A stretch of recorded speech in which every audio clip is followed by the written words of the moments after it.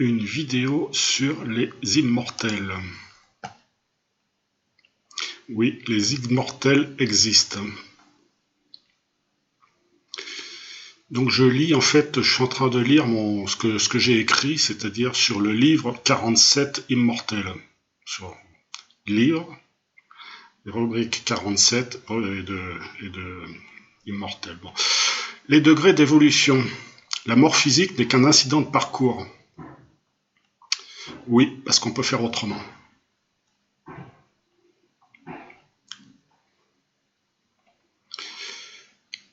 Les êtres incarnés qui sont soit des anges depuis la naissance, soit devenus des anges dans le temps de leur incarnation, meurent comme tout le monde, mais leur corps reste intact avec différents degrés de conservation et de rigidité.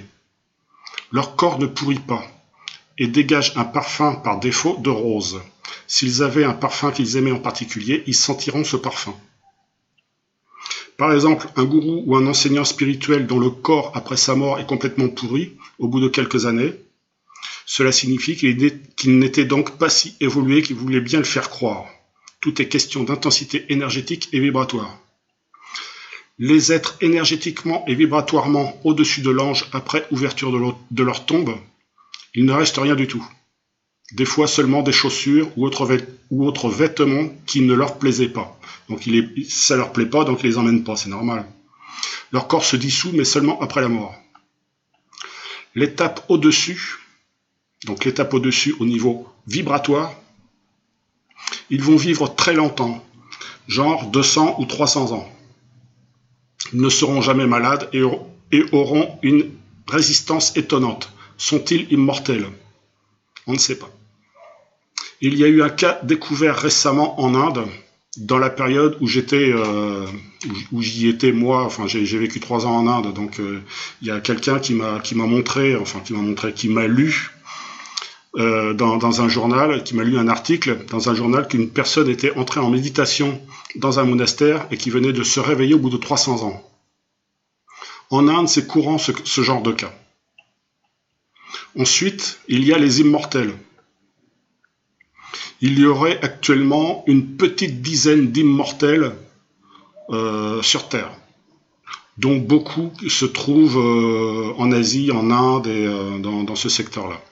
Donc ce terme n'est pas adapté parce que si on essaye de les tuer, ils vont mourir.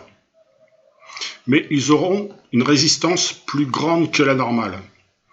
Il y aurait actuellement, bon ça je l'ai déjà dit, il y a déjà eu un cas en Mongolie, un immortel qui a été confronté à un groupe de nomades pour savoir si l'immortel était fait comme eux. Ils lui ont coupé la tête, il a pris sa tête entre ses mains et il est parti pour, j'imagine, crever plus loin. Donc non, il n'est pas comme eux. Il y a le chien qui gueule. Bon. Ensuite, il y a le summum sur Terre qu'un être humain puisse acquérir. Je parle un peu plus fort. Les immortels qui peuvent dissoudre leur corps dans la lumière de leur vivant et ainsi partir de ce monde matériel avec leur corps physique pour ne pas revenir.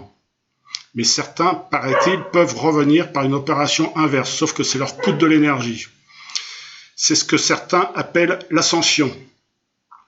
Donc, tant que tu ne peux pas partir avec ton corps de lumière de ce monde matériel, tu as encore à évoluer et tu as encore à affiner tes vibrations.